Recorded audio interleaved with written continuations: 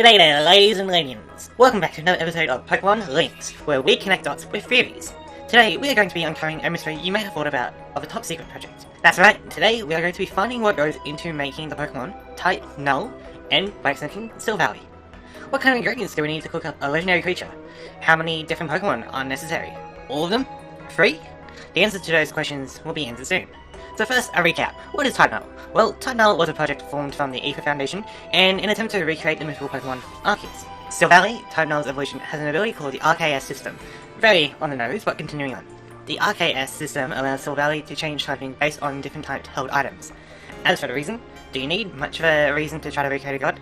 It is tied to some Ultra Beast research, so the most likely reason is a weapon, but scientific curiosity could be at play as well.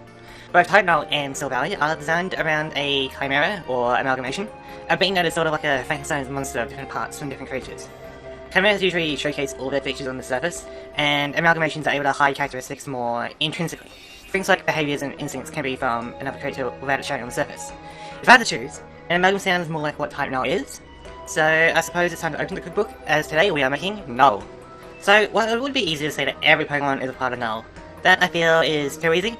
Part of the fun of an amalgam is to see how few creatures you need. You can imagine that the more of a DNA soup a creature is, the harder it is to control, give life to it, or for it to be more than a pile of sludge. We are not cooking soup. Instead, we'll be having ingredients from various sides of the animal kingdom. The more common or well-known ones include mammals, fish, birds, reptiles, insects. There are of course other classifications of animals, but we should try not to include every type. These 5 main ingredients should cover our bases for Null. If we can't find a suitable Pokemon for one of these 5, then some of the other classifications such as crustaceans or marsupials will be selected to help round it out. To make things more interesting, I'm going to limit myself to one substitute category. I think with all out of the way, we can start selecting Pokemon to be a part of Type Null. Now when it comes to trying to recreate Arceus, the main thing you want is the ability to change type. This will ensure that our creature is suitable to overcome any scenario by changing its type. And while there are many Pokemon that can change their type from a move or ability, we need a Pokemon that changes type from an external catalyst to mimic the plays that Arceus has. Elemental stones are limited in their design and are non-replenishable. We need a Pokemon that can shift constantly rather than once or twice. Now, perhaps the first thought is Genesect with its different type of drives. While this doesn't change its type, it would be a good DNA source for what we're trying to do, not to mention a very good candidate for our insect. Now, I get that in the Pokédex, Genesect is a Team Plasma experiment. It wouldn't make sense for the Ether Foundation to have it. First of all, the Pokédex is similar to Wikipedia in our world. Sure, you can use it as inspiration, but you should never take it at face value. The credibility of the Pokédex is terrible, really no sense of scientific methods or security. Sometimes it feels like literally anyone can write a Pokédex entry. But secondly, are we sure that Plasma and Ether weren't at some point together? They are both pro-Pokemon, but they have different ways to go about it. It is possible that one of them is a splinter group of the other, in which case the Ether Foundation may have some Genesect DNA. Like really, do you think the Foundation, based on preserving endangered Pokemon, wouldn't have some funding towards bringing back an extinct species? However, as good as it sounds, I personally do not think that Genesect is that great. We need a more solid connection for type-changing Pokemon, and the whole Genesect argument is speculation. But I do think it is a plausible candidate. Remember that in Pokemon Links, we are saying that Game Freak is hiding facts. Using later Pokemon is not in the spirit of this being a hidden Easter egg, okay? So after looking over the Pokédex, we have 2 potential Pokemon. The first is Rotom, that changes type based on machinery. It's not a particularly good choice. Plasma was not on our list of creatures, and so that leaves us with Oricorio. It's a bird and it can shift type based on an external catalyst, and it is Gen 7 or below. It may not be as cool as Genesect, but overall I think that Oricorio makes the ingredient list. 1 down, 4 to go. Our second ingredient needs to be a Pokemon that could be considered the peak of evolution. Something long-lasting, able to survive in the harshest environments. Something primordial. Ladies and ladies, give it up for Relicanth! This Pokemon has survived, honestly, who knows how long at the deep sea trenches. This Pokemon could very well be one of the first Pokemon to exist. Since it has survived so long, it could be considered the peak of evolution. Now, Relicanth might not be the prettiest fish out there, but there is an extra piece of proof for all you doubters. We can see that Null has a fish tail. Who's to say it isn't a Relicanth tail? Being a crusty, living fossil, we don't really know what the base version of Relicanth looks like. Under all that rock could be a fish Pokemon that looks similar to Null's tail. If you have any other suggestions, let me know, but I think getting a Pokemon close to the source of Pokemon new makes for a good ingredient. Now for the other end of the evolution timeline. It would be great if we could find a Pokemon that is once again the peak of evolution, but rather than a successful first attempt, we need a Pokemon that has honed its qualities over the Pokemon timeline. We need a Pokemon such as Dunsparce. Let me cook. Don't let it look for you, this is based on some kind of balloon snake, giving us a reptile. It does have some insect eyes, and the wings could be avian or draconic-like, but it is a reptile.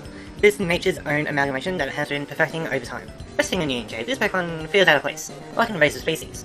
I don't know a single Pokemon that hunts Dunsparce, making this design an excellent choice for now. You can think of the Dunsparce DNA as a blueprint. It already has aspects from different parts of the Pokemon kingdom, so having a receiver for other DNA is what makes Type Null a possibility. Bonus points for it having evolutive potential, which gives it the ability to evolve into Silvally.